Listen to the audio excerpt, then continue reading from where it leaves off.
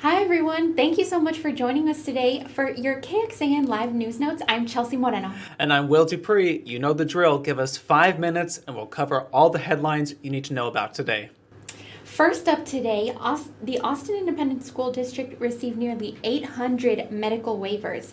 Those are requests from staff members to keep working remotely. And the superintendent told us the district approved about a third of those requests. And Superintendent Stephanie Elizalde says the district will stick to its plan to welcome some students back to campuses on October 5th. All employees will be required to go through a strict 5-step safety protocol, including temperature checks every single day. And teachers will be expected to manage students learning remotely, but also those who are back in the classroom. And last night, protests rang out here in Austin after a Kentucky grand jury did not indict any officer in the killing for Breonna Taylor.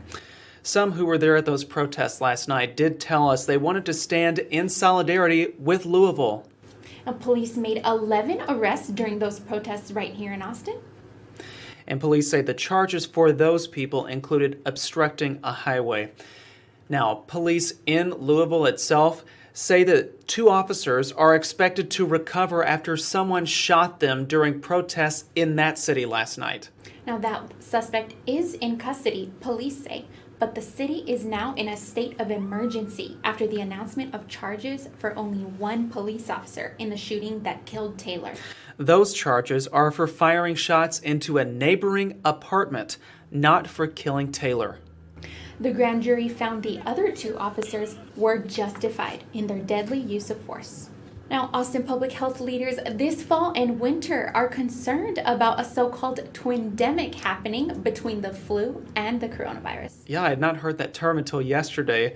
So last year during flu season, without the presence of COVID-19, hospitals here in the Austin metro area almost ran out of space for flu patients.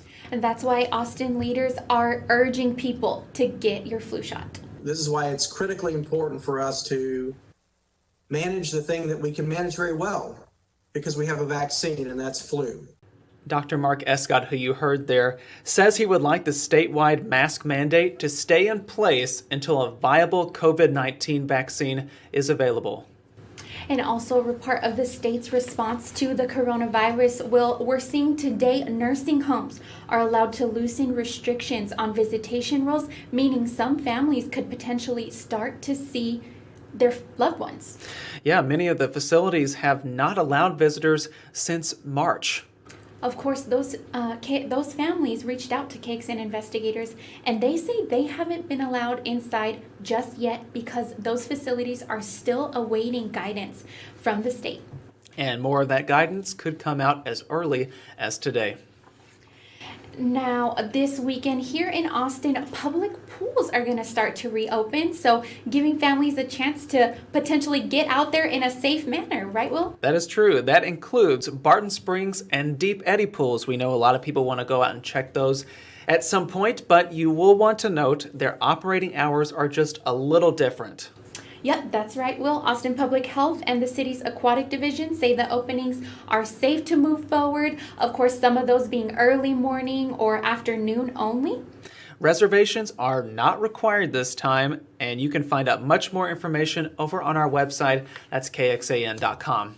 And Austin Public Health leaders did remind people you are going to need a mask when going inside many of those facilities. Right. But trying to maintain social distancing as much as you can while you're out there is definitely recommended. What we should all do right now.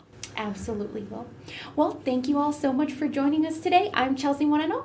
And I'm Will DuPree. We'll see you back here tomorrow with another look at your KXAN Live News Notes.